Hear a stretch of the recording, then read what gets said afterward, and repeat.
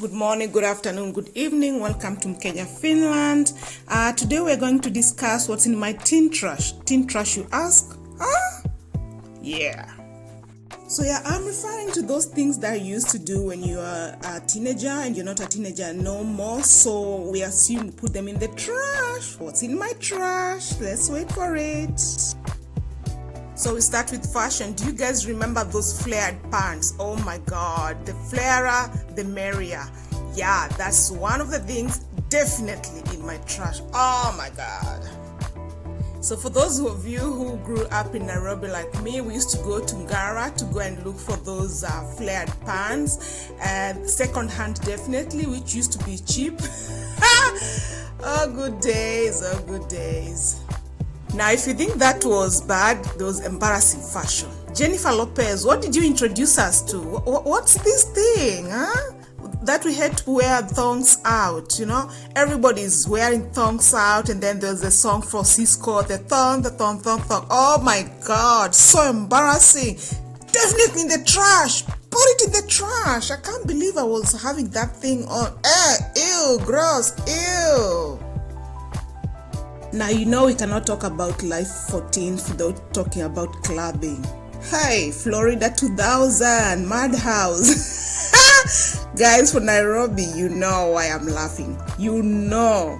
If it was not jam session, it was reggae night, it was ladies night, it all that type of crap. Oh my God. And the things that used to take place in Florida 2000, the violence, the substance abuse. And let's not talk about the ladies of the night, because them, they need their own mention, and we probably need to do a video just for them, because the ladies of the night there was something else. But let's not forget about the fun and the music. As teenagers, these things are fun. It's the life. You're bowling, is where everybody goes, is where you meet all the big people. Yeah, it was quite interesting. Now let's talk about alcohol drinking and intoxication. What? Hey, the way people drink when they are teenagers is very different from when they're adults. You drink crazy, you drink so much, and as if you want to kill yourself. So for the beginners, it was more like Sprite, and then after that, you start drinking something more heavy, like Smirnoff Black Ice. If you know, you know. And then when there's no money, you go for sachets. Now, these sachets were mostly not very legal to get, but there are people who are always selling them. For those who don't know, these are like this is like alcohol, like spirits packed in small sachets of like 100 ml, 200 ml, and they used to cost very little money, which is definitely affordable for teenagers, because when you're young, you don't have that kind of money to go and buy a whole bottle. Now, the other trick we used to do, we used to go to the club and then request for the waiter.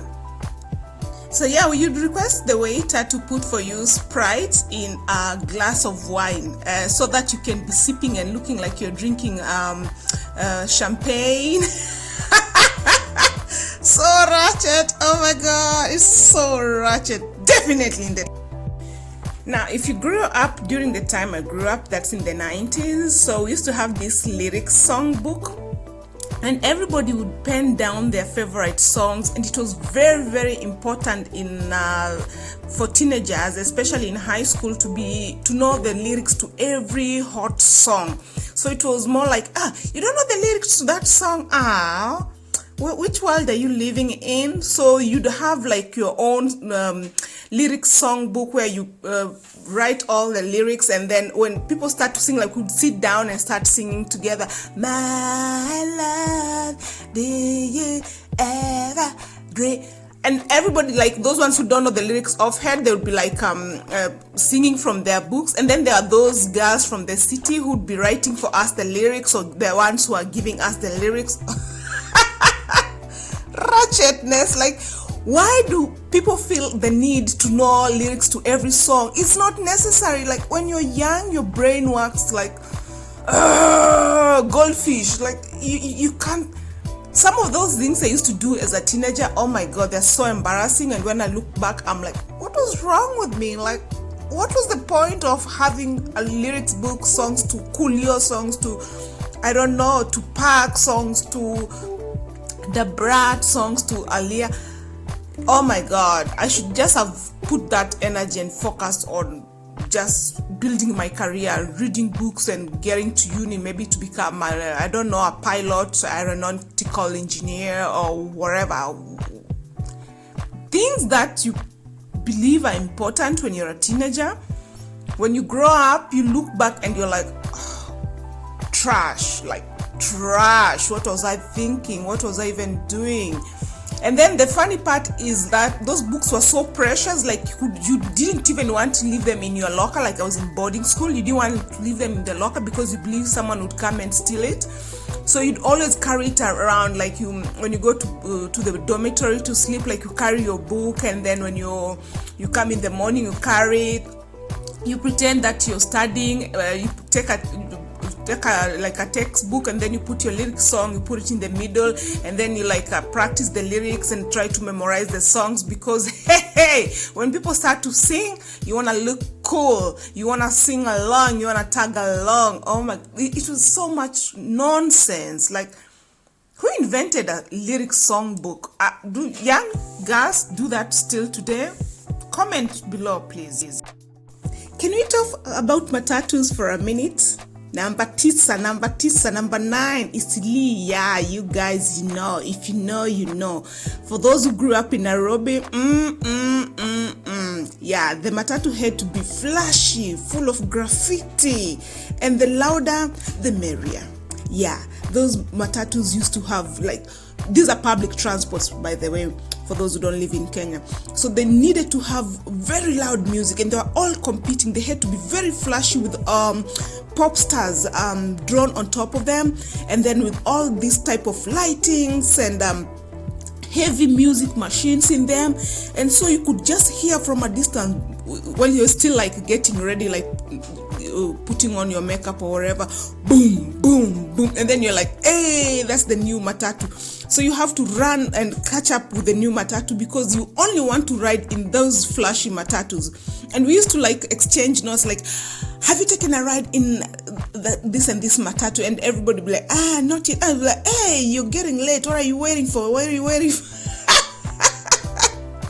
And inside the matatu, it was like a discotheque, very loud pop music. Oh my god,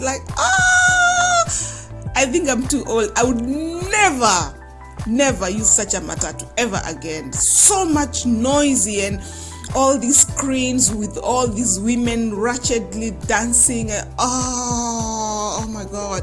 And the worst part is, I'd rather get late going where I'm going, but I will not jump into a matatu that's not flashy. Yes, I will stand at the stage and will stand and wait for it. And when it comes, even if it's full, I'm jumping in. Those days, there was nothing like full. Hapo, that one, trash. You know you're a teenager because you have a big poster of a celebrity or celebrities on your wall. Because I don't expect any adults to have posters of celebrities on their walls, on their bedroom walls, you know. So for me, it was so important that I had the poster of Tupac on my bedroom wall. Yeah, and the Brat and Aaliyah. Oh my god, you know, I even used to save my pocket money. I remember a time I saved my pocket money just to go and buy the poster of Tupac, and when I bought it, I felt like I had achieved. I felt like I had the most important person on the wall, and then I'll just rap his lyrics, rap. The stupidity, the ghetto. Yeah, but I understand. If there are teenagers who are still doing that, imagine you grow out of it, and imagine it's going to end up in the teen trash material. So last and not least is the love letters. Oh my god, when we are teenagers, we exchange love letters. Oh. And the lyrics, the things that the things that we used to write to each other, just so ridiculous. Oh, flattering each other. Your hair reminds me of Aaliyah. Your eyes remind me of the Brat. Your legs remind me of Tina Turner. Like, what was that nonsense? If someone wrote me a letter like that today, I would be so furious. Like, and if anybody wrote for you such a letter, oh my God, the way you just melted. And then they would spray, like they put perfume on that letter. Oh my God, it was so nice to be young and stupid, like Belmutua says, young and stupid, oh, so in love. And since I was in a boarding school, so I used to get letters from, like, it was a girls only boarding school, so I used to get letters from the boys' schools. Oh my days, the way you'd be so happy that you got a love letter, maybe from your boyfriend or just from secret admirer expressing and pouring his love, his heart, how much he thinks about you, how much he loves you, how much he wishes you're near. Hey, my God, you're not even going to revise for your biology exams. You're busy there just going through the love letter over and over and over. It was cute, but definitely not a thing I would do right now at my age. I think that's just trash material, because there was nothing true. I mean, the way the letters were just being framed, it was so ratchet. So yeah, this is going to be the last one, and let's make this a challenge. Tag all your favorite YouTubers. Let them do a teen trash challenge. What's in your teen? Thanks for watching. Subscribe. Welcome to the family.